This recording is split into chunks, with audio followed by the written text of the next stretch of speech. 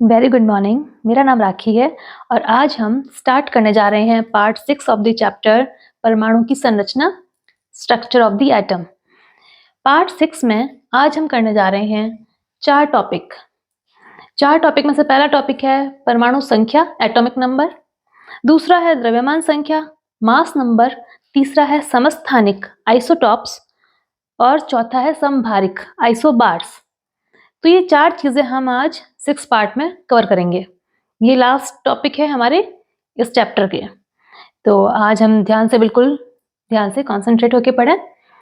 परमाणु संख्या, atomic number. परमाणु संख्या किसे कहते हैं? किसी भी परमाणु के नाभिक में उपस्थित प्रोटॉनों की संख्या को परमाणु संख्या कहते हैं। प्रोटॉनों की संख्या, किसी भी उदासीन परमाणु को अगर हम लेंगे तो प्रोटॉन की संख्या और इलेक्ट्रॉन की संख्या समान होगी, लेकिन अगर उदासीन परमाणु नहीं होगा तो इलेक्ट्रॉन की संख्या उसमें बराबर नहीं होगी। तो हमें अगर परमाणु संख्या ज्ञात करनी है तो प्रोटॉन की संख्या ली जाती है, क्योंकि इलेक्ट्रॉन तो स्टेबल नहीं रह पाता, वो परमाणु को छोड़ के बाहर भी चला जाता है, अंदर भी आ सकते हैं। तो इस तरीके से हम उसकी संख्या को फिक्स नहीं कर पाते, जबकि प्रोटॉन की संख्या फिक्स रहेगी। तो किसी परमाणु में परमाणु संख्या क्या है? परमाणु संख्या को कैपिटल Z से, देखिए कैपिटल Z से डिनोट किया जाता है। परमाणु में उपस्थित प्रोटॉनों की संख्या को परमाणु संख्या कहते हैं। जैसे एग्जाम्पल, हीलियम के लिए Z यानी परमाणु संख्या।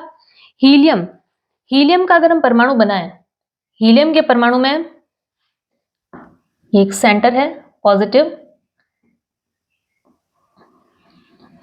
और इसके बाहर सबसे पहला जो शेल है K शेल। सेंटर में उसके है 2 प्रोटॉन, 2 न्यूट्रॉन, और बाहर चक्कर काट रहे हैं उसके 2 इलेक्ट्रॉन। तो हीलियम के परमाणु में, ये है हीलियम के परमाणु में प्रोटॉनों की संख्या कितनी है? केंद्र में उपस्थित उसके नाभिक में 2 प्रोटॉन, 2 न्यूट्रॉन और उसके चारों ओर चक्कर काट रहे 2 इलेक्ट्रॉन। पर परमाणु संख्या है प्रोटॉनों की संख्या, इसलिए हम देखते हैं कि उसके नाभिक में उपस्थित प्रोटॉन कितने हैं? 2। तो इसकी परमाणु संख्या है 2, जिसे कि नीचे की तरफ लिखा जाता है। ये है 2 हीलियम, ये प्रतीक बनाकर नीचे की तरफ 2। हीलियम में 2 प्रोटॉन है, ये 2 इसकी परमाणु संख्या है। उसी तरीके से लिथियम, जब हम लिथियम की बात करें तो लिथियम के लिए Z = 3। Z3 का मतलब लिथियम में 3 प्रोटॉन हैं, और उदासीन परमाणु होने पर जितने प्रोटॉन हैं उतने के उतने इलेक्ट्रॉन हैं। ये हुआ परमाणु संख्या, बहुत ही छोटा टॉपिक है, इजी टॉपिक है। इसके बाद आता है द्रव्यमान संख्या, मास नंबर। द्रव्यमान संख्या परमाणु के नाभिक में उपस्थित प्रोटॉन और न्यूट्रॉन, वापस से सुनिए, परमाणु के नाभिक में उपस्थित, ये परमाणु का नाभिक है, ये परमाणु जैसे मैंने हीलियम का भी परमाणु बनाया है, इसके नाभिक में उपस्थित प्रोटॉनों की और न्यूट्रॉनों की संख्या का कुल योग द्रव्यमान संख्या कहलाता है। प्रोटॉन और न्यूट्रॉन की संख्या का योग करना है। जैसे हीलियम में देख पा रहे हैं कि 2 प्रोटॉन है, 2 न्यूट्रॉन है, तो हीलियम की जो द्रव्यमान संख्या है, मास नंबर है, वो 2 + 2 4 फॉर हीलियम। जैसे एग्जाम्पल्स, अच्छा, द्रव्यमान संख्या में जब हम प्रोटॉन और न्यूट्रॉन का योग करते हैं, ये कंबाइन होके नाभिक में उपस्थित प्रोटॉन और न्यूट्रॉन दोनों मिलकर न्यूक्लियॉन कहलाते हैं। अगर हम सिंपल सा पूछें न्यूक्लियॉन की संख्या क्या है, तो वो प्रोटॉन और न्यूट्रॉन की संख्या का योग है, न्यूक्लियॉन। अच्छा, हीलियम के लिए द्रव्यमान संख्या, जैसे कि ये ग्रुप दिखाया गया है चित्र में, इस परमाणु में दिखाया गया है, हीलियम के लिए 4 है, द्रव्यमान संख्या 4 है, जिसको कि कहाँ लिखा गया है? हीलियम के नीचे की तरफ तो लिखा है हमने परमाणु संख्या, और ये 4 ऊपर की तरफ द्रव्यमान संख्या।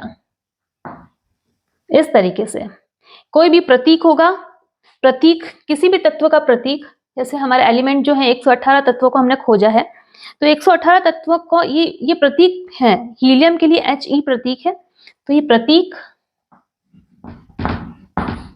किसी भी प्रतीक को लिखकर हम यहाँ नीचे की तरफ लिखेंगे इसके परमाणु संख्या और यहाँ ऊपर की तरफ द्रव्यमान संख्या। यही लिखा है इसमें हीलियम में, नीचे की तरफ परमाणु संख्या और इसके ऊपर की तरफ 4 द्रव्यमान संख्या। इसी तरीके से लिथियम के लिए द्रव्यमान संख्या क्या है? जब हम लिथियम की बात करें, लिथियम में ये देखिए लिथियम है, इसमें परमाणु संख्या है 3 और द्रव्यमान संख्या है 7। इसको द्रव्यमान संख्या कहें या न्यूक्लियन कहें, क्योंकि ये प्रोटॉन प्लस न्यूट्रॉन है। अगर हमें प्रोटॉन प्लस न्यूट्रॉन पता है और अगर हमें परमाणु संख्या पता है, परमाणु संख्या है केवल प्रोटॉन की संख्या और द्रव्यमान संख्या है P+N। अगर हमें पूछा जाए कि लिथियम में परमाणु संख्या 3 है और द्रव्यमान संख्या 7 है, तो उसमें परमाणु में उपस्थित न्यूट्रॉनों की संख्या बताइए। अगर हमसे सिंपल सा प्रश्न पूछा गया है कि हमें P+N पता है 7 एंड केवल P पता है 3, तो केवल न्यूट्रॉन की संख्या क्या होगी? क्योंकि ये न्यूट्रॉन प्लस प्रोटॉन है और ये केवल प्रोटॉन है, तो केवल न्यूट्रॉन को ज्ञात करने के लिए हम 7 - 3 कर सकते हैं = 4। यानी न्यूट्रॉन की संख्या लिथियम में 4 है। ये पता हो पढ़ पा रहे हैं, है ना? तो बहुत ही इजी तरीका है इस तरीके से। नेक्स्ट टॉपिक आता है हमारा समस्थानिक आइसोटॉप्स। समस्थानिक क्या होता है?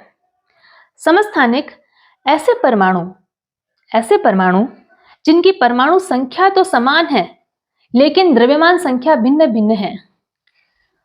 ऐसे परमाणु जिनकी परमाणु संख्या, ये है परमाणु संख्या तो समान है लेकिन द्रव्यमान संख्या, परमाणु संख्या का मतलब ऐसे परमाणु जिसके अंदर जो प्रोटॉन है उनकी संख्या तो समान है। ऐसे 2 परमाणु हो गए जिनकी प्रोटॉन संख्या तो समान है लेकिन द्रव्यमान संख्या भिन्न भिन्न है।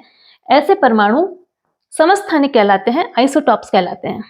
जैसे जुड़वा भाई बहन है, जैसे कोई ऐसे परमाणुओं में अगर परमाणुओं की संख्या समान है, जैसे कि मैंने बात किया था कि उदासीन परमाणु है तो उसमें प्रोटॉन की संख्या और इलेक्ट्रॉन की संख्या बराबर होगी।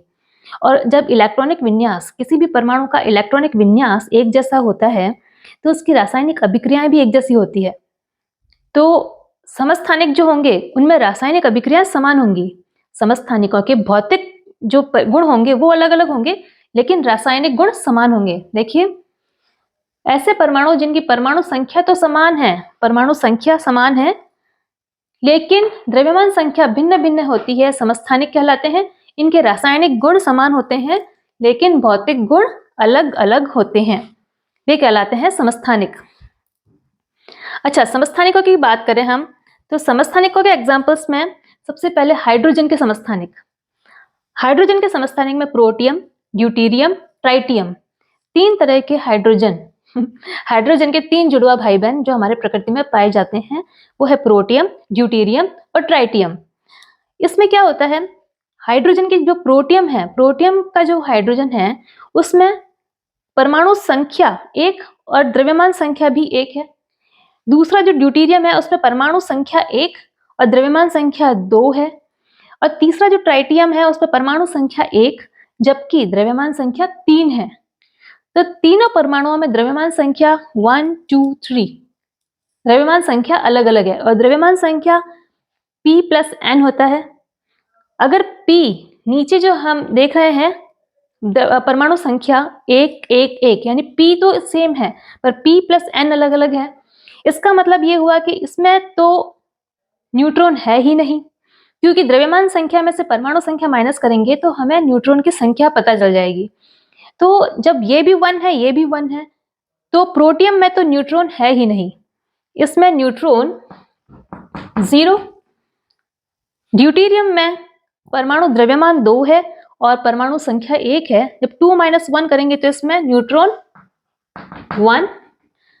और ट्राइटियम में परमाणु द्रव्यमान 3 है और परमाणु संख्या 1 है। जब 3 में से 1 को माइनस करेंगे तो इसमें आएगा न्यूट्रॉन की संख्या 2। तो इस तरीके से न्यूट्रॉन की संख्या अलग अलग होने पे ये समस्थानिकों के निर्माण होते हैं। अच्छा, दूसरा एग्जाम्पल हम लेते हैं कार्बन के समस्थानिक। एक कार्बन होता है C12, C612 और एक समस्थानिक है इसका कार्बन का C614। तो कार्बन के भी ये दो जुड़वा भाई इस प्रकृति में मौजूद है। तो मोस्टली कार्बन C12 जो है वो प्रकृति में ज्यादा मात्रा में पाया जाता है, जबकि C14 थोड़ा उसका लेवल कम होता है। 90% से अबव C12 प्रकृति में होता है। अब हम बात करें तीसरा एग्जाम्पल क्लोरीन। क्लोरीन के भी दो समस्थानिक इस प्रकृति में पाए जाते हैं। क्लोरीन का पहला समस्थानिक है C1735, C1735 और दूसरा है C1737। C1735 जो है वो प्रकृति में, इन दोनों का जो रेशियो दे रखा है, इन दोनों का रेशियो 3:1। 3:1 का मतलब प्रकृति में C1735 जो है वो 75% है, और जबकि C1737 जो है वो मिनिमम 25% है। तो हम इस 25% को नेग्लेक्ट नहीं कर सकते। प्रकृति में ये 1/4 पार्ट में C1737 पाया जाता है। तो जब इसका द्रव्यमान ज्ञात करना होता है कि इसका परमाणु द्रव्यमान क्या है, तो जब ये 3:1 है यानी 75% है और वो 25% है, तो जब हम 35 इंटू 75/100 प्लस 37 इंटू 25/100 करके जब इसकी कैलकुलेशन करते हैं तो ये आता है 35.5 यूनिफाइड मास। क्योंकि हमें पता है कि द्रव्यमान संख्या हमेशा, द्रव्यमान जो है परमाणु का द्रव्यमान वो यूनिफाइड मास में कैलकुलेट होता है। तो ये जो क्लोरीन है इसका जो परमाणु द्रव्यमान है वो 35.5 यूनिफाइड मास है। ठीक है, और इसके कुछ अनुप्रयोग भी हैं। इन समस्थानिकों के बहुत सारे प्रयोग हैं हमारे प्रकृति में, हमारे दैनिक जीवन में भी। हमारे दैनिक जीवन में सबसे पहला तो जब यूरेनियम की बात करते हैं, यूरेनियम बहुत ही पॉपुलर है। यूरेनियम 235 जो है परमाणु भट्टी में काम आता है। यूरेनियम के दूसरा जो समस्थानिक है यूरेनियम 238। 235 तो परमाणु भट्टी में काम आता है।